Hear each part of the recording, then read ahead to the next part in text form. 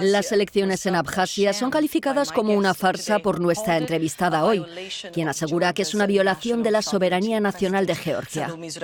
Presidenta Salomé Zurabishvili, muchas gracias por estar hoy aquí en Euronews. Abjasia es un tema polémico en su país, la región separatista. Está fuera de contexto, es un territorio ocupado. Es reconocido internacionalmente como parte de Georgia, pero hay naciones, incluyendo Venezuela, Nicaragua, pero también Siria y, por supuesto, Rusia, que lo ven como un Estado independiente. Esto es, por supuesto, un problema. Esta región y también Osetia del Sur son asuntos prioritarios en sus relaciones con un vecino muy poderoso, Rusia. Han pasado más de 10 años desde la guerra entre los dos países, una guerra breve pero costosa. ¿Qué puede decirnos de estas elecciones y también de cómo tratar con estas dos regiones en disputa? Bueno, estas autodenominadas elecciones, ya que ciertamente no reconocemos las elecciones que se celebran en estas condiciones, pero estoy convencida de que un día muy cercano habrá elecciones en todo el territorio de Georgia, donde los ciudadanos, nuestros ciudadanos que viven en Abjasia, podrán participar de manera mucho más libre en las elecciones que determinan el futuro de su región dentro de Georgia. Una vez usted lo calificó de tragedia, una tragedia nacional, una tragedia que aún vive hoy el hecho de que estas dos regiones estén en disputa. Eso es muy interesante, creo, y hay que subrayarlo. Se trata de una tragedia humana para la gente que vive allí,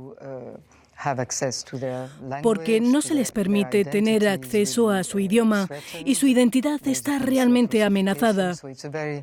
Existe una política de rusificación, por lo que es una situación muy difícil.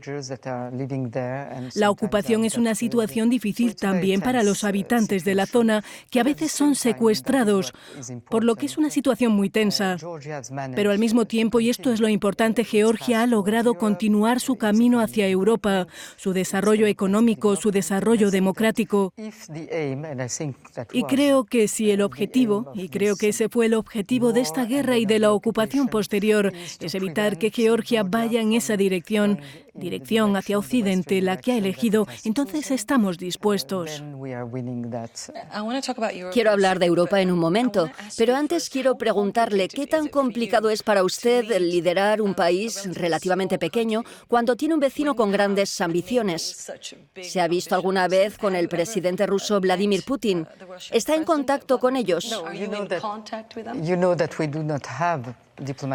Ya sabe que no tenemos relaciones diplomáticas desde la guerra, debido a la guerra y a los territorios ocupados. Y he dicho muchas veces que para que tengamos algún tipo de contacto necesitamos tener una señal clara de que hay un cambio en la actitud de Rusia con el pequeño vecino que somos y el reconocimiento de que la relación con un vecino no puede desarrollarse de manera forzada. Entonces, cuando veamos señales claras en esa dirección, estoy segura de que estaremos listos para ese diálogo en el futuro.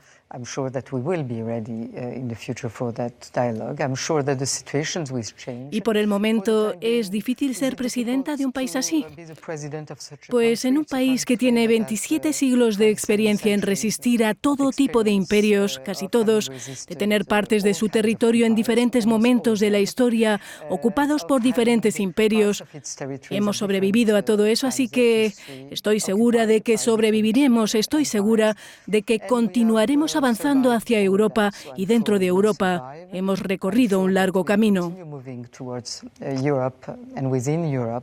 Una cosa que para mí es muy importante es que hace 15 años nadie hubiera imaginado que Georgia buscara la proximidad de la Unión Europea y, en segundo lugar, de que sería un posible socio en la integración de la Unión Europea. Nadie hubiera imaginado que nos convertiríamos en un miembro asociado, que tendríamos un régimen libre, de libre comercio, todo eso. Todo el mundo habría dicho que era imposible, así que creo que es posible y por eso hace que ser presidenta de este país sea un desafío, pero con mucho optimismo.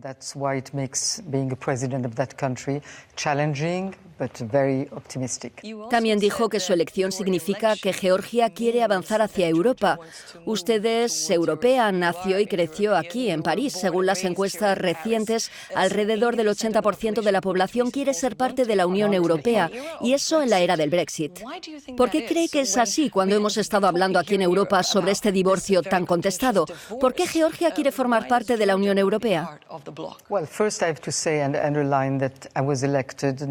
Antes tengo que decir y subrayar que fui elegida no a pesar de haber sido francesa antes y de ser europea, sino precisamente por eso.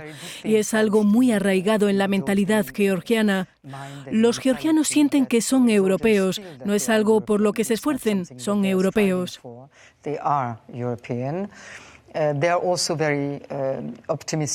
También son muy optimistas sobre Europa porque piensan que la opción europea no tiene alternativa, algo que a veces los europeos no ven desde dentro.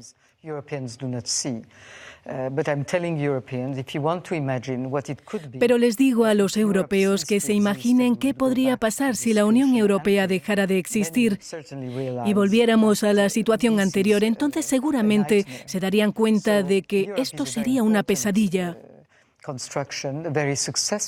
Así que Europa es una construcción muy importante, una construcción de éxito, incluso si tiene momentos de crisis. Un principio creo que muy interesante es que todo el progreso de Europa se ha logrado debido a las crisis, no a pesar de las crisis, sino a causa de las crisis y como resultado de las crisis.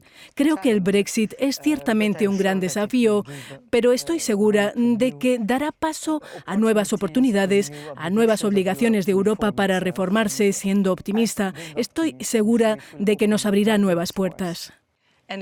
¿Y eso es algo que sigue usted de cerca? Muy brevemente, Brexit y el movimiento aquí en Europa, sus crisis y también sus oportunidades, ¿es algo que Georgia sigue observando de cerca? Muy de cerca. Necesitamos darle continuidad al movimiento al que me he referido y continuaremos ese movimiento para dar pasos muy claros hacia Europa.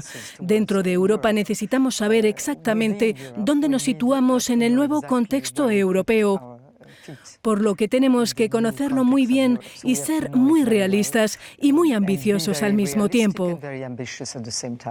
Presidenta Salomé Zurabishvili, muchas gracias por estar con nosotros aquí en Global Conversation en Euronews. Thank you.